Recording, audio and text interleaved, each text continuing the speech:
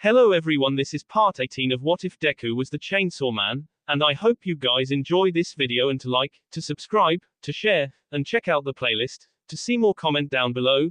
Now let's start the intro. They call me a god.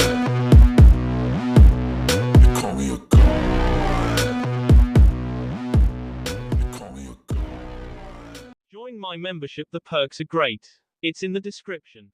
Voices echoing within the recesses of a spacious darkness, each of them as unintelligible as they are distant, are what slowly returns Izuku to a sense of consciousness.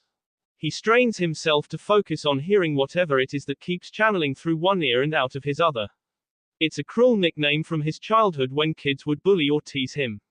Not Deku. Toxic Chainsaw, a mock term of ridicule for his quirk that compares him to a villain with a similar power set. He grimaces at the memory. Gradually, the voices morph into one. When he opens his eyes and light hits them, he realizes the dark setting hadn't been a room but one of his own accord. Wakey, wakey, Toxic Chainsaw, Shigaraki sits across from him with a snide smirk. He jumps forward with an intent to carve the villain in half. Izuku winds up thrashing in restraints instead. He tilts his head down to see that he's confined to a chair. When he looks back up, the setting of a tidy bar with the warping villain behind it polishing a shot glass makes him reevaluate his situation. There's some movement behind him too, a girlish giggle making him try to turn and see who or what. Look at me when I'm talking to you. Shigaraki snatches Izuku by the jaw with one finger raised to avoid activating his quirk. He forces the boy's gaze to hold on him and him alone as he hisses again, Toxic Chainsaw. Stop calling me that, Izuku growls back with just as much of a bitter bite to his tone. Ever defiant, he twists and jerks his head away from the villain's hand to escape Shigaraki's grip on him. The two glare at one another with vicious vigor. After a moment of seething in silence, Izuku dares to ask a question. Or rather, demand an answer. Tell me why I'm here. He tries pulling his wrists apart behind his back but the ropes keeping him together dig deep into his skin when he does. Why are you keeping me captive and not killing me? Oh, believe me, I thought about just killing you already. Shigaraki's smile shifts into a sneer as he leans back in his own chair. He waves a hand around as he talks. You tampered with my plans and killed my pet project, before using that same hand to catch a drink that the bartender slides him. But even so, there's something different about you that made me reconsider. Shigaraki pauses to take a sip and then sets the glass down to lean forward. A rough poke to Izuku's chest makes the boy flinch back. I've had a change of heart. And what spurred that on? Izuku raises a single eyebrow. The sinking feeling in his stomach that slowly starts to churn and rise back up into his chest tells him he doesn't want to know the answer, or that he may very well already know deep inside his heart, but he waits for a response anyways. Shigaraki takes another sip from his drink, this one much more drawn out. Izuku narrows his eyes, knowing that the prolonged period is being done on purpose. The movement behind him returns again and he finds himself again trying to look back to see what it's all about. For starters, somebody vouched for you. Shigaraki waves a hand and whatever was staying out of Izuku's sight starts to step into it. Izuku's eyes follow the movement and widen from the narrowed state. A girl with her hair tied into messy blonde buns and a pointy-toothed grin waves to him while working her way around his containment chair. She shared with me some details about your past and I began to realize that you and I may be kindred spirits of a sort. Shigaraki keeps talking but the words don't fully register as Izuku stares at Himiko Toga's slightly aged but still familiar face. Somebody. Izuku mutters under his breath what Shigaraki said. Saying aloud anything but Himiko's name is a testament to the boy's disbelief. And yet, that's what you were doing at the forest camp. He remembers her presence and the memory of a finger bite distinctly. She became a villain and found him all these years later. He hangs his head, looking away. Part of him thinks it's some sort of trick. The other part of him knows better. This is the harsh reality of the situation. He raises his head back up to face it fully. He Izuku-un. Himiko hops between Shigaraki and his captive to reunite with her old friend. It's not exactly the way that she imagined it to go though. His arms are bound so he can't hug her. Shigaraki is present so it's not like they can do anything too raunchy with the bondage either. The girl pouts a little. Especially when she sees Izuku pouting as well. She thought that he'd be happier to see her. She chalks it up as a matter of circumstance. He likely feels the same way as her about everything sullying the moment, she figures. I thought I told you to be quiet. Shigaraki squeezes the glass in his hand. It'd shatter from the applied pressure if not for disintegrating first due to his quirk. Instead of dusting his only remaining member to his party along with the cup, he uses his other hand to scratch at the annoying itch on his neck. Pardoning the disruption as Kurogiri had taught him to do, he waves for another drink to replace the one he lost. Oh, right. Himiko bonks herself gently on the head, indicating that she forgot momentarily what her boss ordered of her. She mimes an invisible zipper across her mouth before plopping her rear on Izuku's lap and throwing away the key. Pretend I'm not even here, but keeps talking despite that. Izuku squirms beneath her, uncomfortable and surprised, which makes the femme fatale surprisingly comfortable. Whatever, Shigaraki TSKS. He does his best to ignore the girl nestling into Izuku and returns to addressing his prisoner. The other point of the matter is that you're no longer a student, you run errands like a lapdog for the HPSC instead, and you don't shy away from spilling blood because of that distinct little difference. The villain wets his chapped lips with the brim of his glass, half sipping alcohol and half talking into the cup. That makes me believe there may be hope for you yet. Hear that, Izuku. Himiko nuzzles her head into the crook of Izuku's neck despite his reflexive recoil from the close proximity. We could be on the same team together. Her voice is of a dreamy tone that drifts off. The way she closes her eyes while leaning against the boy makes Shigaraki believe the loony girl may actually be dozing to sleep. He hopes for her and his own sake that she does take a nap since he doesn't foresee himself tolerating another interruption in his conversation. I may not like my present employer, but I don't think I'd get along too well with you either. Izuku shifts in his seat as he makes another attempt to get himself loose from his bindings. The struggle only makes Himiko lay on him more, adding weight to hold him down. If only he could reach the starter string on his chest, he thinks. But again, Himiko is hindering him by covering it up so that it'd be difficult to manage even if his arms weren't tied together. We have a lot of things to work through in our relationship. Shigaraki nods in agreement. I still haven't entirely forgiven you for taking what's mine from me. The villain's red eyes thrum with the intensity of a heartbeat. But that's why we keep things strictly professional in the beginning. He holds his shot glass up before downing the last of what's inside and slamming it down on the bar counter. So, carefully reconsider letting that get in the way of a life or death decision. Himiko starts toying with Izuku's hair, twirling one of his many green curls on a finger.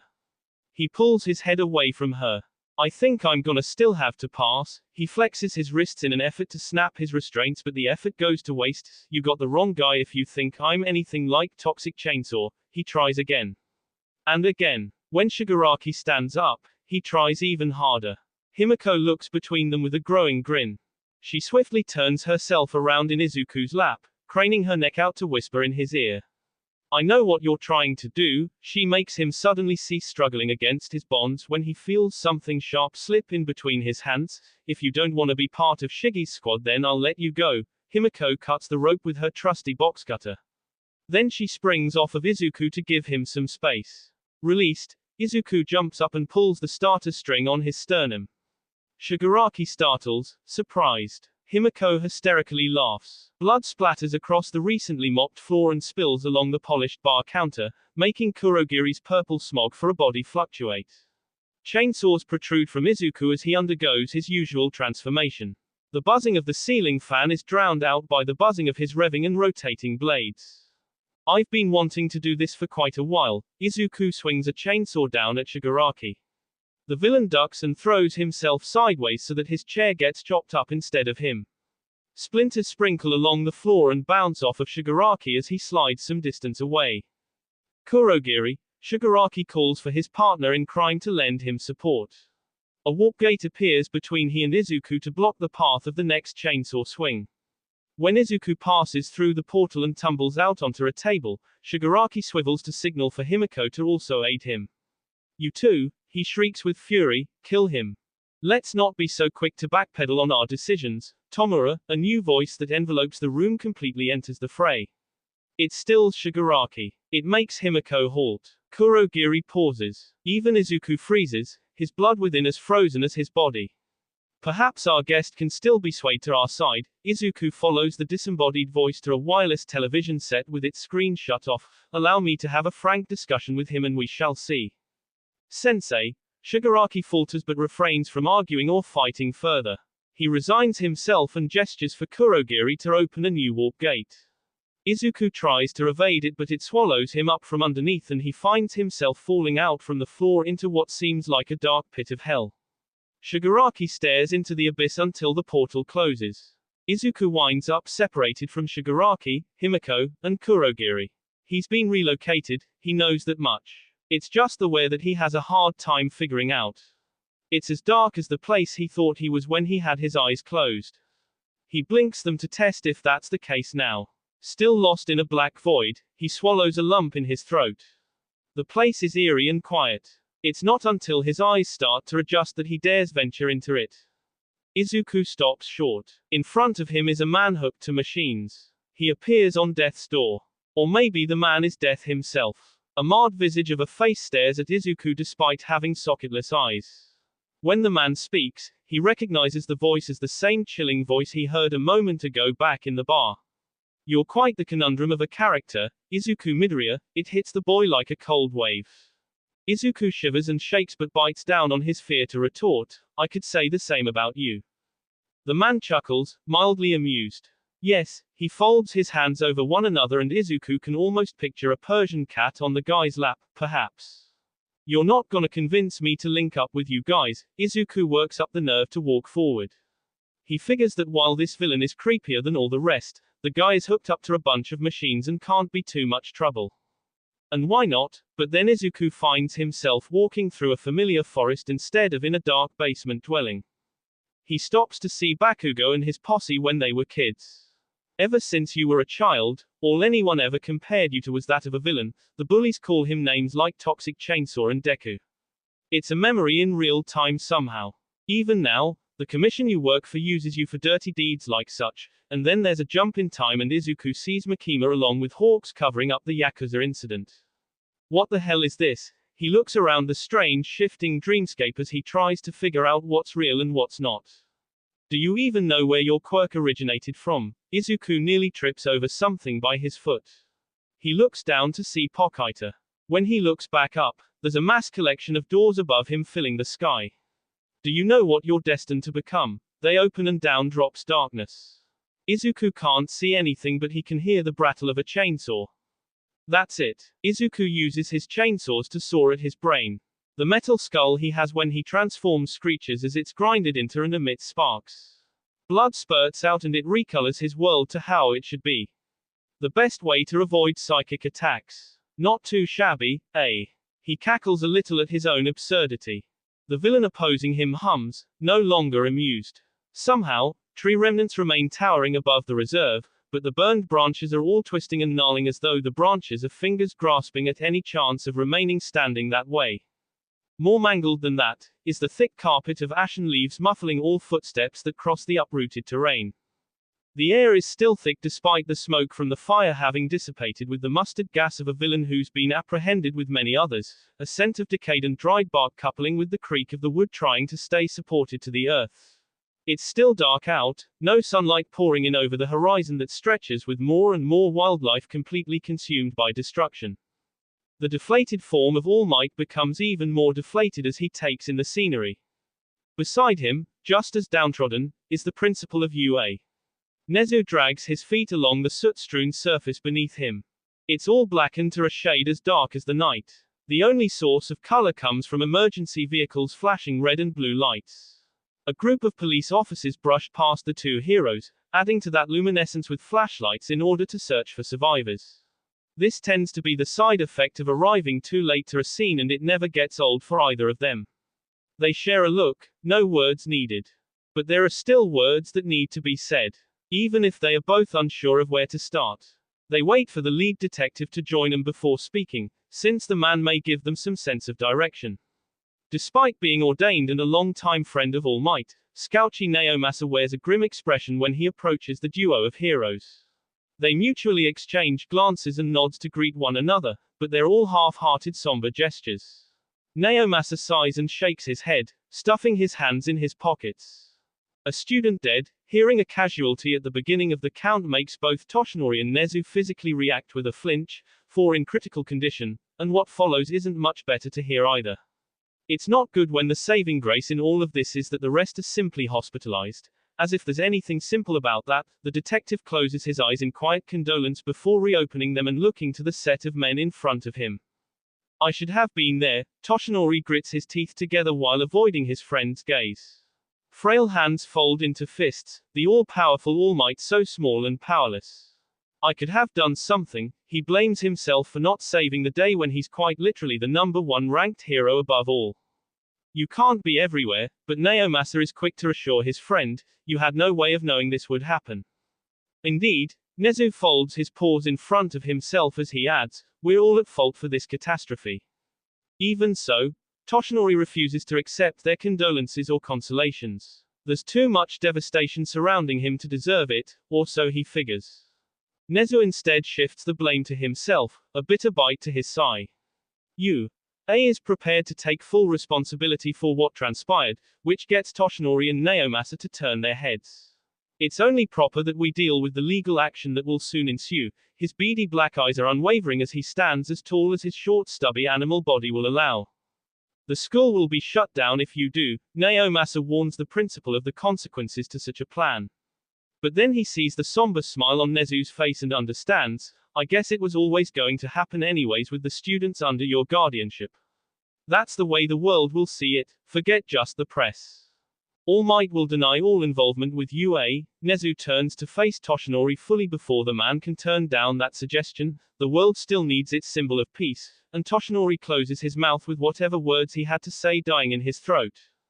And what about your former student's alleged involvement becoming a disappearance? Naomasa nods towards a damaged motorbike vehicle being carted away as though it were brought on cue.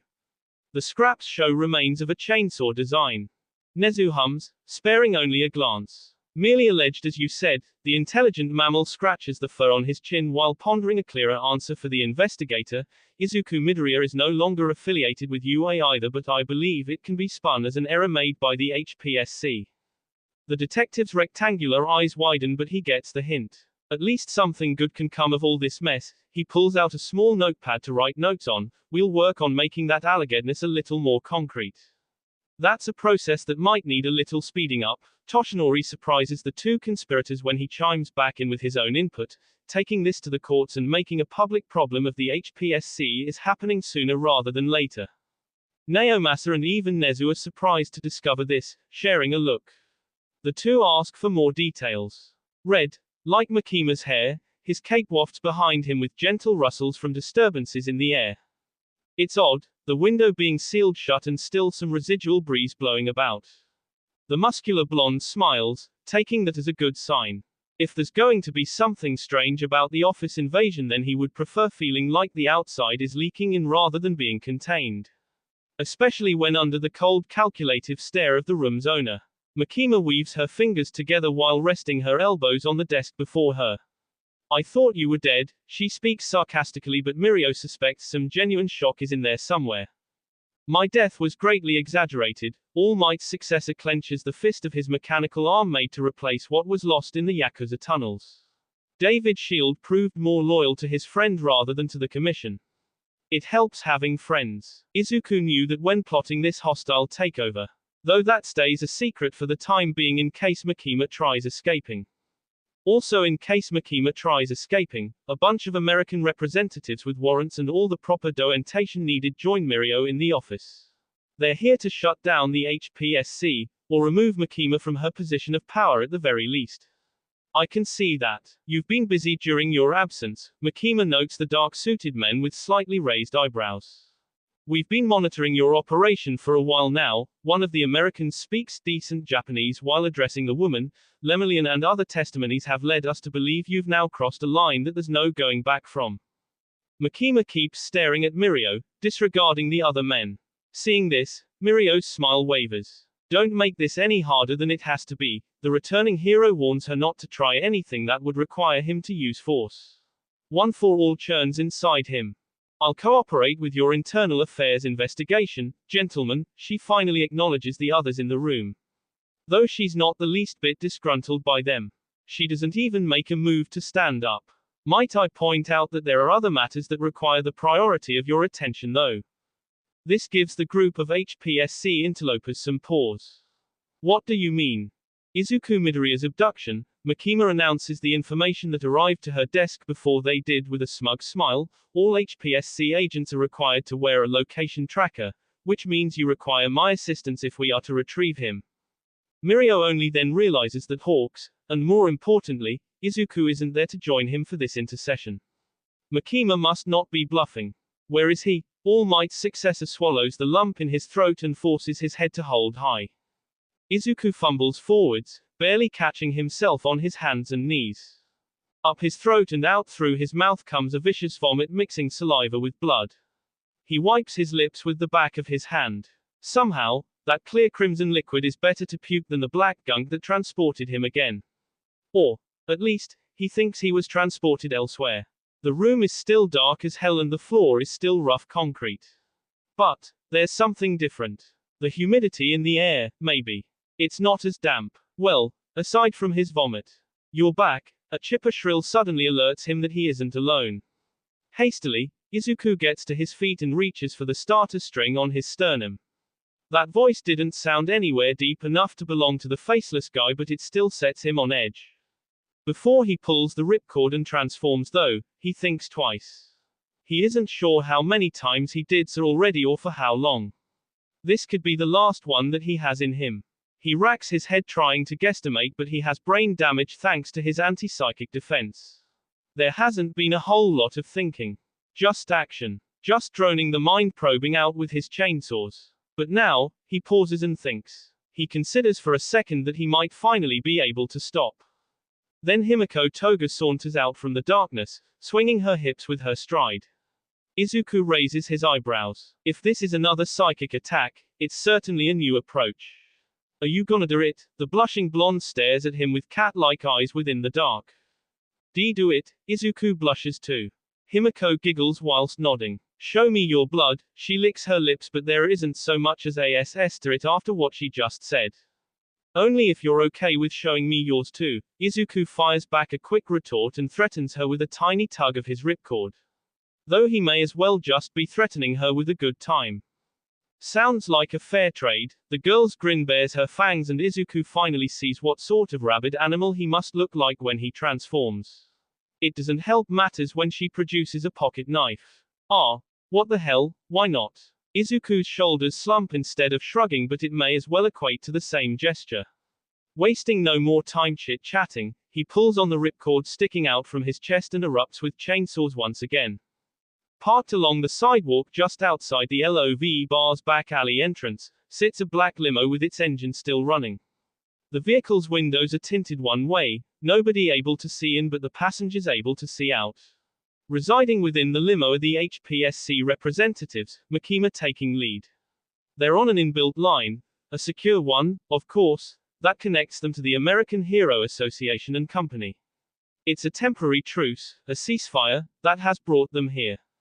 You're positive that this is the place? A voice carries over the comm system that has just enough feedback to inform Makima and her associates that the voice's owner must be within at least 30 yards. Makima hums just loud enough to be heard. The device in her hand indicates that Izuku Midoriya is nearby. Then we can commence the infiltration. A second voice responds before the original one can. This new voice sounds eager. Impatient. It must belong to one of the pro-heroes, desperate to rescue the young hero hopeful. Proceed with the operation. Makima confirms that there's no use in waiting around any longer. Even if the command gains a few wary looks from her comrades. Mirio hears the conversation, or lack thereof, through the piece in his ear. He, like many other capable heroes, had been dispatched to one of many locations to deal with the threat. He was hoping to be on the rescue team for Midoriya but found himself instead being sent to a hospital that's supposedly a secret stronghold for Nomis. He has no doubt that it was Makima who pulled some strings to make that happen. She's using the last of her power to still control the situation as much as she can. As such, he doesn't plan on allowing her to stall him more than the bare minimum amount of time that she can. One for All floods his system completely, channeling through his body and giving him a full charge. He plans on taking out the enemy here as quickly as he can so that he can rush to the rescue site and assist there. Which means going all out. Mirio, followed by Mirako and Crust, venture into the facility. SWAT swarm and surround the bar's exterior. Whoever isn't on the ground is perched atop rooftops with snipers trained on the bar's alley. The invasion is carried out by the heroes though, Endeavor and Eraserhead taking charge. A backup squad made up of Kamui Woods, Death Arms, and Gunhead bring up the rear. It's a group assembly made last minute by each organization involved, UA having less of a say due to their scandalous situation with the general public currently. During this particular operation, the teachers and other faculty attend press conferences and PR programs. Which leaves the HPSC to take credit should things end considerably well. Makima leans back into the cushion of her car seat, already working out the details in her mind as she waits for what comes next. Nobody is prepared for what comes over the Kamino ward. A blast large enough to have come from a bomb wipes out everything and reduces the site to rubble. The sudden white flash within the midst of a pitch-black night alerts everyone before the thunderclap of a gregarious boom. Except, it's not rain that falls from the sky. It's fire. Streaks of flame fall in long trails and set what very little remains ablaze. It came from the warehouse where Mount Lady and Best Genus detoured. A spike in reading led them to believe it was another holding ground for Nomu like the hospital they discovered, but what came forth instead proves it's much worse than that. A figure floats just high enough over the debris and dust that hasn't settled to be spotted by anyone with a critical eye. Few can recognize the being, but Makima does. All for one is on the scene. She redirects her attention to her immediate surroundings when the screaming starts. Warp gates begin releasing Nomu onto the street, dispatched from who knows where. The SWAT teams go gun crazy, unloading rounds with rapid-fire bursts of muzzle flashes. Cop cars turn over and bodies go flying when the Nomu take offense to being shot at. Endeavor makes a move on the bar. A counterattack, maybe. That only invokes more chaos. Explosions erupt. More fire spreads and the bright flames are a blinding contrast to the night. Villains spring forward and join the fray of fighting. Eraserhead makes some maneuvers as one would expect from him, but he's obviously out of his element when faced with foes like these. Oh dear, Makima makes a thoughtful touch to her chin as she ponders what to make of the shift in dynamic to circumstances. This certainly alters the situation. We should go while we still have the chance. One of the HPSC associates wishes to choose the coward's way out and leans forward to signal the limo's driver for a getaway. Makima draws her hand into a gun shape and drops her thumb on it like she's in the weapon's barrel. The HPSC associate loses their head completely now. Literally. More screaming. Makima prefers silence when she thinks, so she executes the others too. There's blood all over the woman's outfit. No amount of dry cleaning will get the red out. Makima retrieves a cell phone from one of the corpses that she shares the limo backseat with. A web page is opened up on the screen. The person was mid-process getting plane tickets to flee Japan when they died. She closes the window out and dials a number she knows by heart before handing the phone over to the limo driver. The driver is trembling, terrified, but takes it. Tell him to send All Might. Makima gives the driver an order before leaving the vehicle and shutting the door behind her. A snowball strikes Izuku's upper right shoulder. A knife slices through Izuku's upper right shoulder. Himiko laughs. Himiko laughs. No fair. Izuku pouts as he tries bunching up enough snow to make his own ammunition to fight back with. I wasn't expecting you to throw that. Who throws a knife? Izuku critiques his opponent's fighting style while having to block another blade with a chainsaw. After having dodged so many slashes, the sudden toss caught him by surprise. Come on, Izuku, have a little imagination. Himiko continues her assault on the boy by brandishing a new collection of knives to throw. Have a little fun. Where do you even keep getting all of those? Izuku finds himself unable to deflect every blade thrown in his direction and starts getting pierced by them. There's just too many. You should always keep a stash prepared. Himiko grabs from a pile of snowballs that she preemptively made before starting the fun fight with her friend. A snowball smacks Izuku in the face. He sputters and spits the ice out, keeping his eyes closed so none of the snow gets in them. A sigh full of condensation is followed by a small smile. Noted, he says. Izuku's tongue rolls out of his mouth when he comes up with a countermeasure. The chainsaws on his arms retract and he starts plucking the knives from his body to throw back. You fool. You supplied me with ammunition. His cackle is crazed and it matches the blonde's similar psycho energy when she laughs along with him. I almost forgot how much fun you are. Oh, I missed this. Himiko relishes in their battle as it becomes more bloodied than before. She's shocked when Izuku closes the distance between them and slams a heel into her stomach. She's even more shocked after crashing through the door behind her and out into a place that looks like hell. The world is on fire, casting a glow from flames that makes shadows flicker in the dead of night.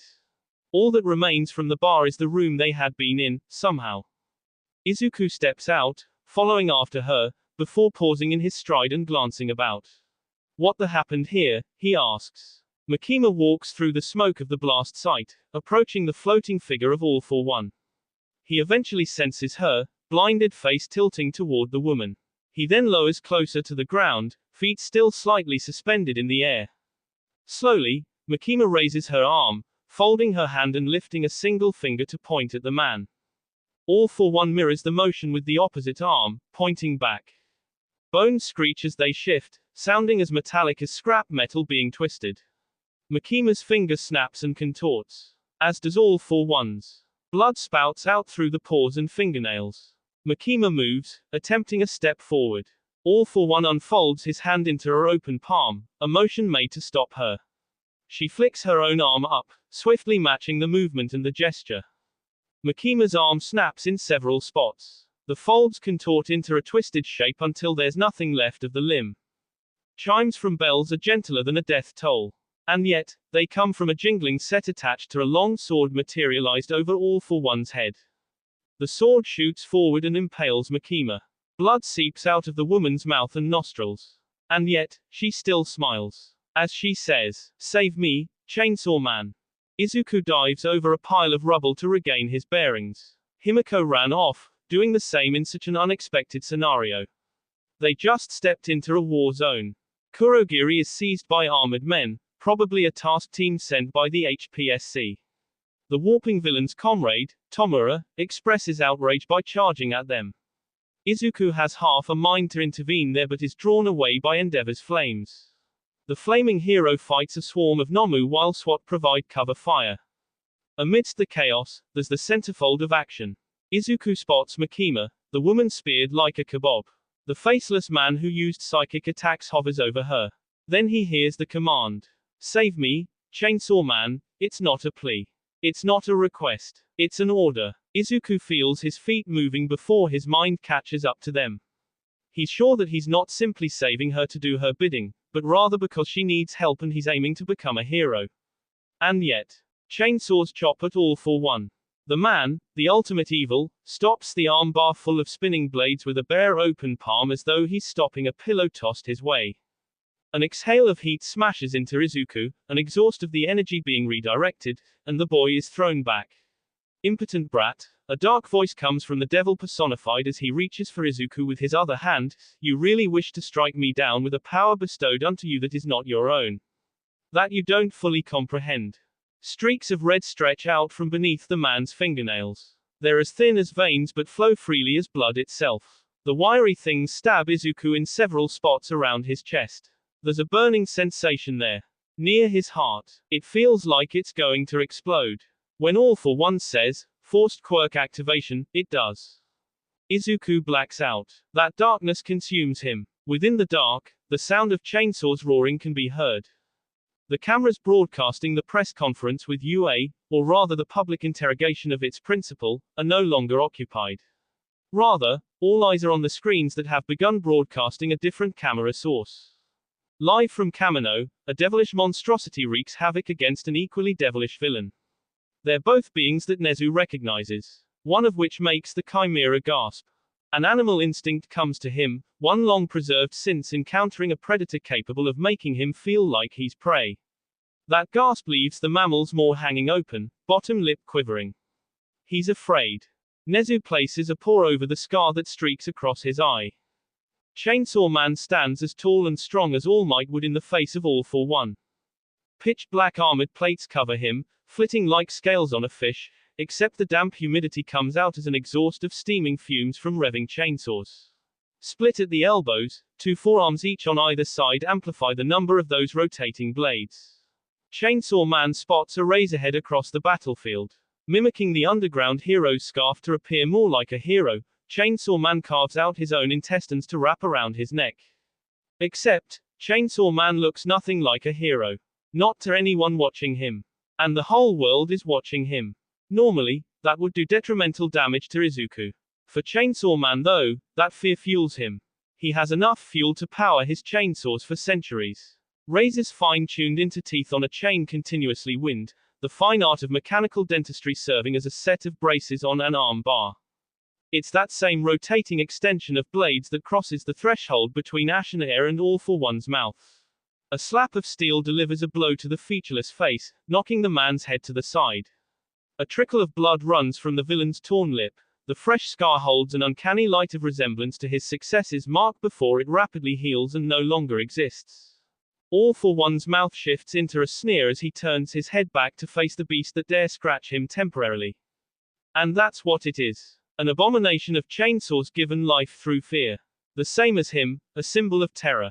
Except with a loss of humanity. Like the bioengineered Nomu, he took the bestial element of quirks and kept them to serve his sole purpose. So, for such a thing to defy him when he is the one who birthed its power enough to even be willed into existence, that infuriates him. A howl of rage that carries skyward towards a crescent moon illuminates the night as fires are fanned out with whips of wind lashing around the two. An ancient quirk that shapes air into a sharpened state allows All for One to leave lacerations on the chainsaw creature. Akin to a powerful pine tree that's been hacked at, the beast bleeds green. A substance as thin but sticky as sap gradually leaks from its injuries. The devil's jewel within the hazardous zone of cracked concrete. Burning pepper smoke curls outward from All for One's mouth, an aura of fumes that would sting any man's eyes and choke him out. A creature with a motorized mouth and gas-powered eyes eats through it with an inhalement and an exhaust of equal blackened smoke. Darkness envelopes and encircles their collision. This thing, no longer Izuku, pounds its chainsaw-mounted fists against its opponent. But the body of All for One is impregnated with the very contamination that had unleashed it in the first place, rendering its blows ineffectual against a barrier of energy. With a chop and pivot of a punch, it shatters one of the chainsaws. All for One meets that mark with a strike that draws emerald blood. A hammer blow to the metal skull of the chainsaw creature sends it reeling. Then comes a locomotive punch to its abdomen. All for One calls upon a variety of strength-enhancing quirks and boosts them tenfold to match the monster's power. It's not quite a grudge match. There is much too little lacking in the exchanging of blows for that to be the case. Watching her short-lived savior start to lose, Makima props herself up on one elbow to take aim with her other arm. With her undamaged hand, the woman points her forefinger and presses down on an invisible trigger with her thumb. Soot stirs within a shockwave of residual air currents and ignites as makeshift gunpowder. All for One gets struck through the chest, penetrated by a powerful impact. The demon lord seethes through his teeth that are now stained with his own blood. If he had eyes as part of his featureless face, they'd bore into Makima's.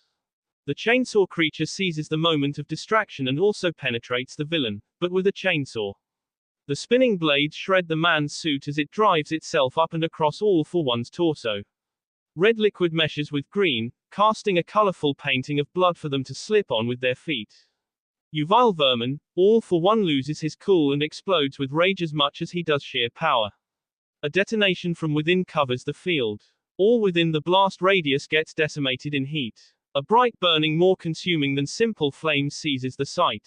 Mirio smashes through the last of the Nomu with his fist. It turns out the HPSC had been right about the hospital serving as a front for the monster lab. Right below thousands of patients was a basement where some would be taken to get reanimated by a mad scientist. Pure evil. That's what they're dealing with here. Mirio holds some satisfaction in knowing the old man responsible for their ill treatment is being arrested by Miriko. Still, things aren't over just yet. When he tries tapping into the comlink in his ear, all he receives is static. It's hard to tell whether the causation is something interfering with the radio waves or if it's deliberate. Knowing he can't entrust things to Makima no matter the reason, he doesn't waste any time catching his breath.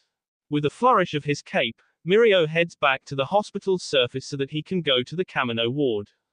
You've got a lid on everything here. Mirio doesn't even pause to wait on hearing the answer as he walks past Crust. I think so. Crust turns to follow but is unable to keep up when Mirio zooms off. Why? Left in a cloud of dust, the hero coughs and tries fanning it away from his face. Kids these days. Crust shakes his head before turning back around to assess the cleanup crew of cops. I may just retire at this rate or join the police in handling the aftercare. A wasteland, no doubt covered by a radioactive field, swallows Kamino completely. Striding through that devastation as though strolling around a beautiful park, is all for one.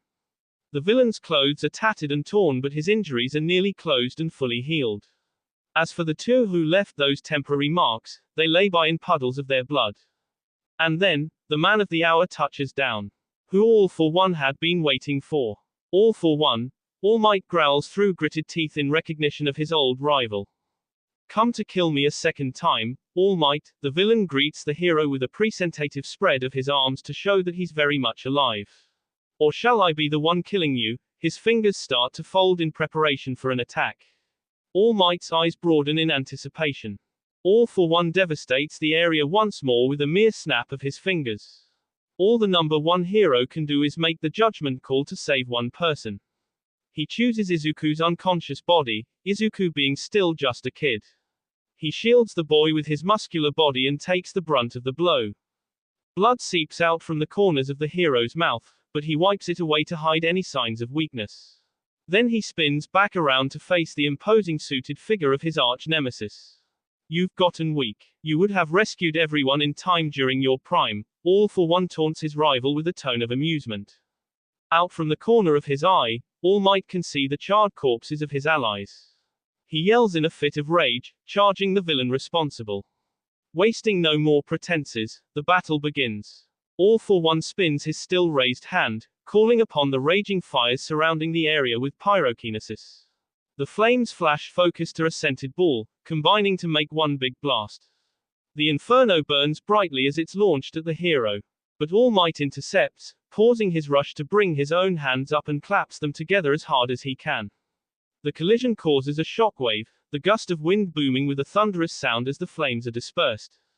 That same air begins to vibrate before it can disperse like the flames.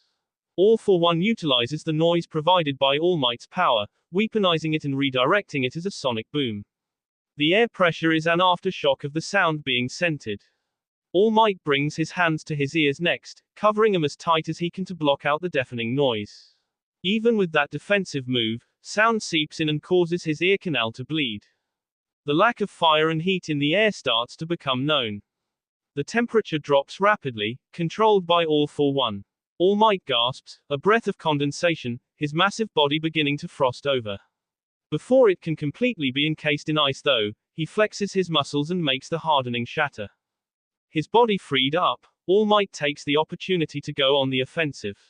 He closes a hand into a fist and brings it down. His punch hits the ground, making it shatter like glass instead of concrete. The unstable surface would trip up anyone other than All for One. But for the villain, all it does is give him a proper push off to begin levitating. The devil is now airborne.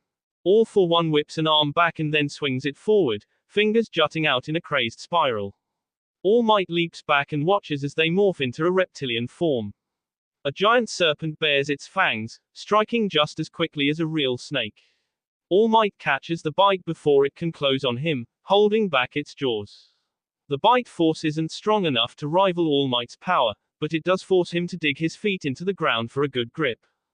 The floor starts to grab onto All Might's legs, holding him just the same as he's fighting back the snake.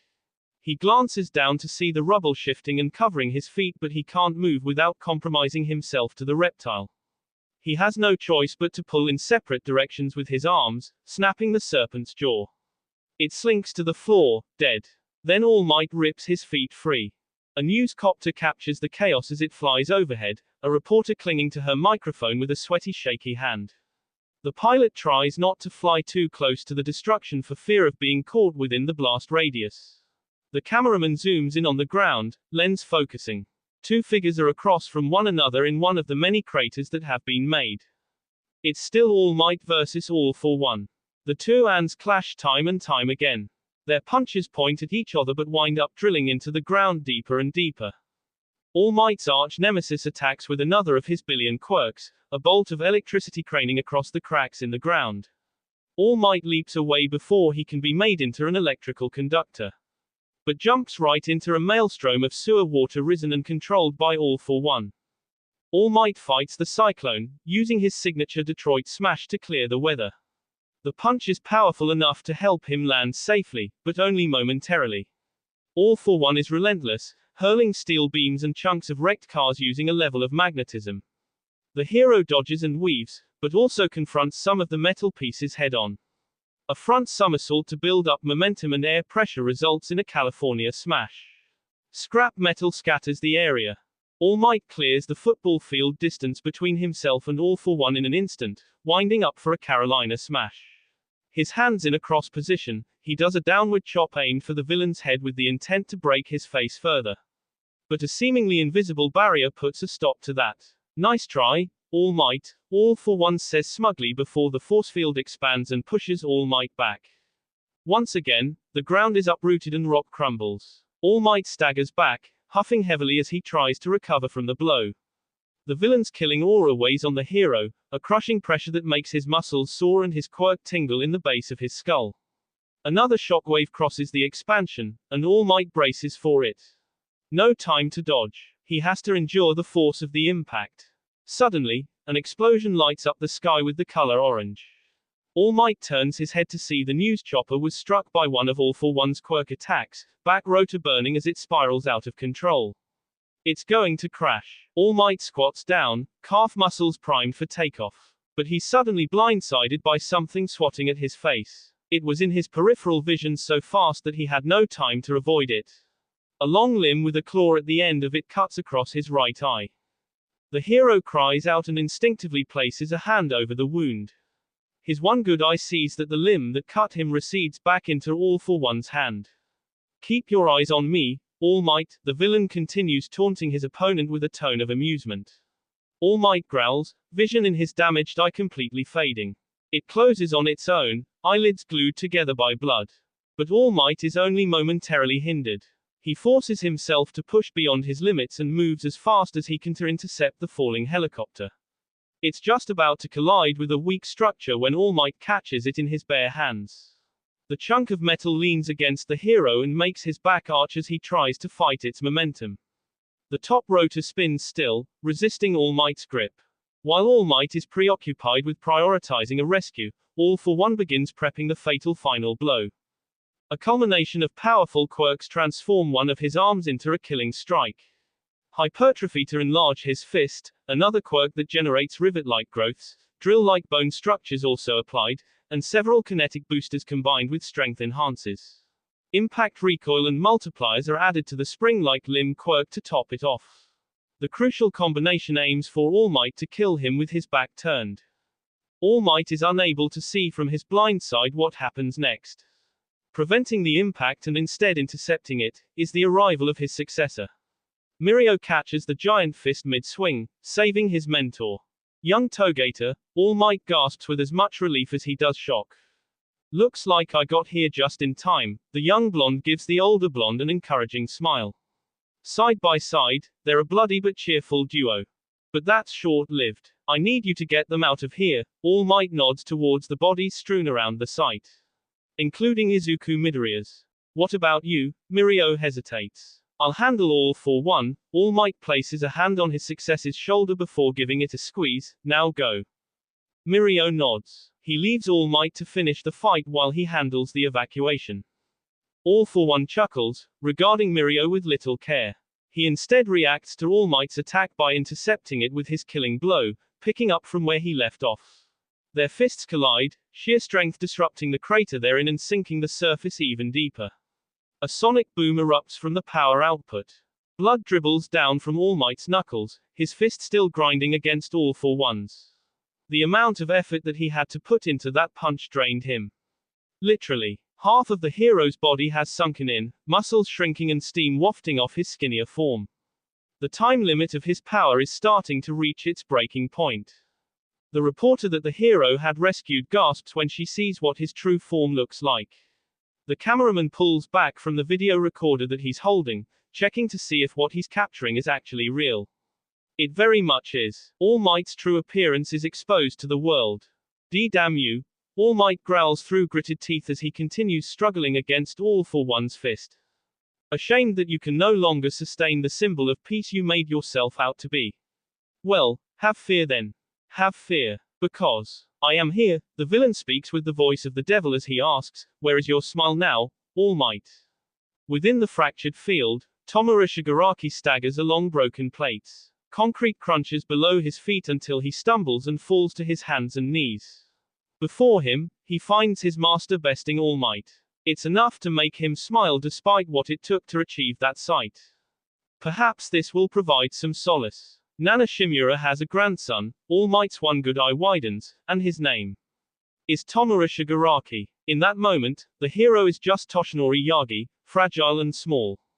And he's always hated you like me. The weakened symbol of peace starts to fall as he's pushed back by All for One's mixture of sheer power in this revelation. All Might recovers, coughing on his own blood, but fighting back still nevertheless. His feet dig into the ground and he pushes against All for One's fist again.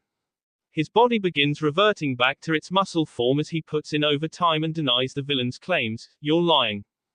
This is too good to be a fabrication. You know it's true because it's the kind of thing that I do. All for One counters casually in contrast to All Might's desperation. I've engineered the encounters between you and he like at USJ. You defeated him so soundly. You won, with a smile. So proud despite your ignorance. So sure of your own superiority. Toshinori becomes more anguished with each sentence, feeling the truth behind the words like they're backhanded strikes. Who is superior now? All for One laughs gleefully. How dare you? All Might yells back in the villain's face. Blood and spit splatters against the scarring. All for One takes delight in his sworn enemy's rage, relishing in his anger and goading him to continue. I haven't seen you this angry since I killed N.A. Keep my master's name out of your vile mouth. Toshinori's throat shouts in protest over his own yelling as much as his arm groans in pain against All for One's. You're too weak. All for One activates another quirk that amplifies the power of his arm's force. Additional arms begin to unfold from the original limb, also pushing down. That's because I wasn't putting my back into it, All Might yells back. He gives it all that he's got. Everything that's left in the tank. From one arm to the other in one crucial swing. A power transfer from his occupied hand to the other.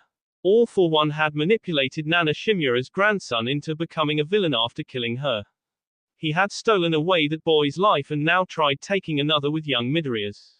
The boy ridiculed for his quirk, called a devil, nearly set on that path because of this one true monster. No more. All Might vows that he'll never allow this man to destroy anyone's life ever again. The whole color spectrum radiates from All Might's left arm to his right. Red arcs like an electrical surge, shifting to green and then sparking purple. His veins glow red and then yellow. He can feel the power of One for All's previous uses culminating for this singular moment. United, he calls upon each of them to come together and make a decisive attack. The arm holding All for One back breaks, becoming crippled, power leaving it in favor of the other. All Might's remaining arm bulks up, swelling in size and gleaming with energy. States of, all of the moves that he created are nothing compared to his finisher, smash. All for One's face shatters on impact, his entire skull collapsing. The scarring that had healed reopens, muscle tissue and blood fresh. And the villain is carried down into the ground by All Might's most powerful punch yet. A cyclone comes forth, all of the wind channeling into that singular swing. Windows beyond the destruction site shatter from how far the sound carries when the hit connects. And All for One is buried into the ground, a grave just for him. The last of One for All within All Might's system is gone. The red and blue suit of All Might hangs loosely from the skeletal frame of Toshinori Yagi, bloodied and tattered. He's just as worn down and bruised as the villain, the first time ever that the number one hero has been shown to sweat in combat. Ash and soot darken his face, splotches of dried blood crusting over his wounded eye. But the hero's single remaining eye still stares ahead, through the smoke, and at his successor. Toshinori's blue eyes meets Mirio's. From across the way, they look directly into one another's souls and acknowledge the damage that's been done without any exchange of words. All Might moves, albeit slowly. He raises his unbroken arm up, high above his head. It's the stance he takes after every fight he wins. This is his final victory. The world sees him standing triumphantly. That will be all for this video. Be sure to like, subscribe, share, and comment down below for more videos. Goodbye.